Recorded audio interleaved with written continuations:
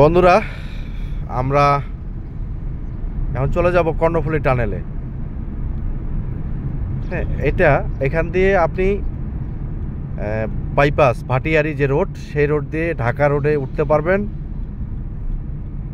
Patenga C বিচে যাইতে পারবেন, এবং এই দেখেন টানেল, কর্ণফুলী টানেল লেখা দেখেন, দেখছেন? এই যে আমরা এখন টানেলে ঢুকবো। ওফ, এই দেখেন ওজন স্কেল, পতেঙ্গা প্রান্ত এটা। ও কি সুন্দর রে ভাই, ভিউগুলো দেখেন। ওয়াও ওয়াও, কি সুন্দর ভিউ, দেখেন দেখেন একবার। হ্যাঁ, এই টানেলের টাকা মনে হয় ওইদিকে দিতে পারে কি না ওইখানে?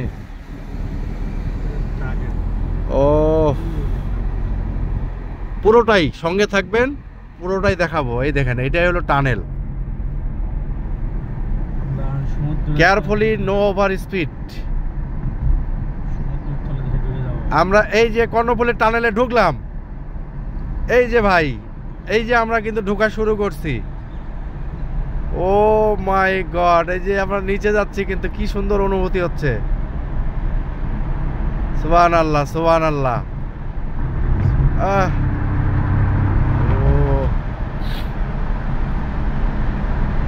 আমরা অলরেডি কিন্তু মনে করেন যে সাগর তো না, এটা কর্ণফুলী যে নদী, হয়তো আমরা নদীর নিচে আছি। আর এই যে লাইটগুলো জ্বলতেছে, মিটি মিটি লাইট জ্বলতেছে, এটাই হলো কর্ণফুলী টানেল। আমরা কিন্তু পানির নিচে আছি এখন বর্তমানে। হ্যাঁ, একটু পরে আমরা এখন উঠবো। এটা কিন্তু তলদেশ, বোঝা গেল না যে আমরা যে যাচ্ছি, বোঝাই যাচ্ছে না কিছু। অথচ এটার উপর দিয়ে কিন্তু জাহাজ যাচ্ছে, আরও অন্যান্য সামুদ্রিক যে পানির যে বাহন, সেই বাহনগুলো যাচ্ছে। ও কি যে একটা অনুভূতি হচ্ছে ভাই, আসলে বলে বোঝানো মুশকিল। দেখেন একবার। তবে এখানে আমরা অক্সিজেন কোথা থেকে পাচ্ছি সেটাই দেখার বিষয়। আমরা এখন মনে করেন একেবারে, হ্যাঁ, কর্ণফুলী নদীর তলদেশে। সেই তার যে কাদা আছে, কাদারও নিচে, মাটির নিচে, উপরে পানি, আর নিচে এখন আমরা সেই কর্ণফুলী টানেলে। দেখতেই থাকেন পুরো টানেলটি, আমার সঙ্গেই থাকুন, অবশ্যই দেখতে পাবেন। ও, এই যে সাইডগুলো দেখাই আপনাদেরকে, দেখেন বাতি, মিটি বাতি। হ্যাঁ, এটা বোঝাই যাচ্ছে না যে আমরা, আমার মনে হচ্ছে যে আমরা এই যে কোনো রাস্তা দিয়ে চলি রাতের বেলা, ঠিক সেই রকম একটা অনুভূতি হচ্ছে। ও কি সুন্দর রে ভাই, এই যে টানেলটা।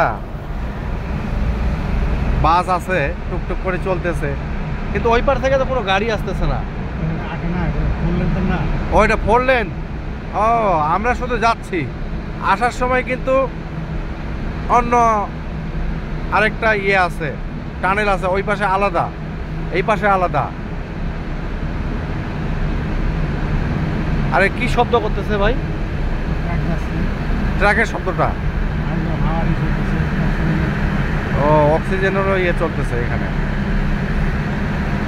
যাই হোক, এই যে একটা বাস, আর এখানে সামনে, আমাদের সামনে একটা ট্রাক।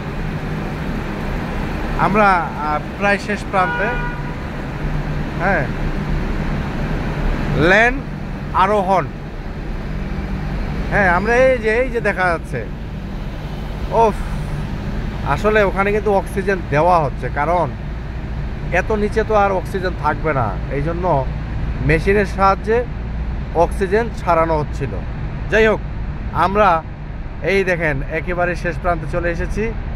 আর উপরের দিকটা আপনাদের দেখাই একবার। এই যে দেখেন উপরের দিকটা, কি সুন্দর ইন্টেরিয়র করেছে যারা, এটা সম্পূর্ণ লোহা দিয়ে, খুবই সুন্দর। যাই হোক, আপনারা এটার সঙ্গেই থাকলেন, আপনাদেরকে অসংখ্য ধন্যবাদ।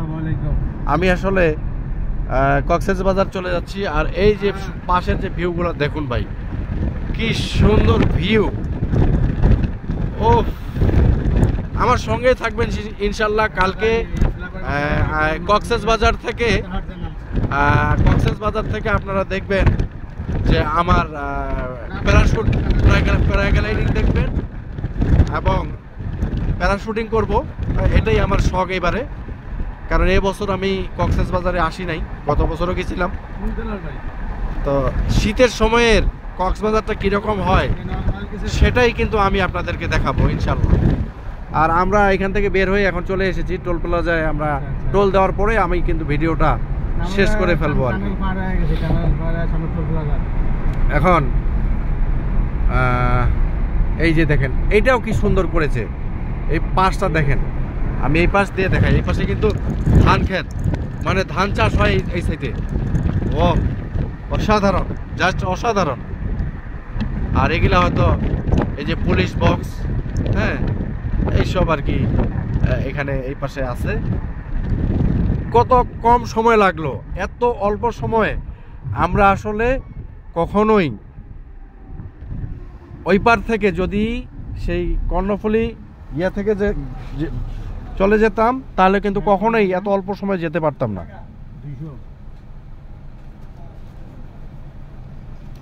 তো যাই হোক,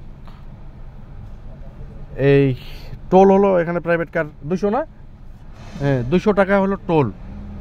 টোল দিয়ে আমরা কিন্তু চলে যাব সেই কক্সবাজারের উদ্দেশ্যে। তারপরে আমরা আবার ব্যাক হবো ইনশাল্লাহ আগামীকালকে আবার দেখা হবে। আমার সঙ্গেই থাকবেন ইনশাল্লাহ। তারপরেও একটু ভিউটা দেখাইনি আপনাদের, এই যে ব্রিজের এই সাইডের ভিউটা দেখেন। ও ভাই রে ভাই, কি যে সুন্দর ভিউ। সবাই ভালো থাকবেন, সুস্থ থাকবেন, আমার চ্যানেলের সঙ্গে থাকবেন। যারা আমার ইউটিউব থেকে দেখতেছেন তারা অবশ্যই সাবস্ক্রাইবার, যারা করেছেন তারা তো করেছেন, যারা নতুন তারা সাবস্ক্রাইব করে বেল আইকনটি প্রেস করে আমার সঙ্গেই থাকবেন। আর যারা ফেসবুক, ইনস্টাগ্রাম এবং টিকটক থেকে দেখতেছেন তারা অবশ্যই আমার সঙ্গেই থাকবেন। আমার চ্যানেলটি ফলো দিয়ে, লাইক দিয়ে পাশে থাকবেন ইনশাল্লাহ। আমি আপনাদেরকে অনেক কিছু দেখাতে পারবো এই কামনায় শেষ করছি। সবাই ভালো থাকবেন, সুস্থ থাকবেন এবং নিজের খেয়াল রাখবেন এবং অন্যেরও খেয়াল রাখবেন। আল্লাহ হাফেজ।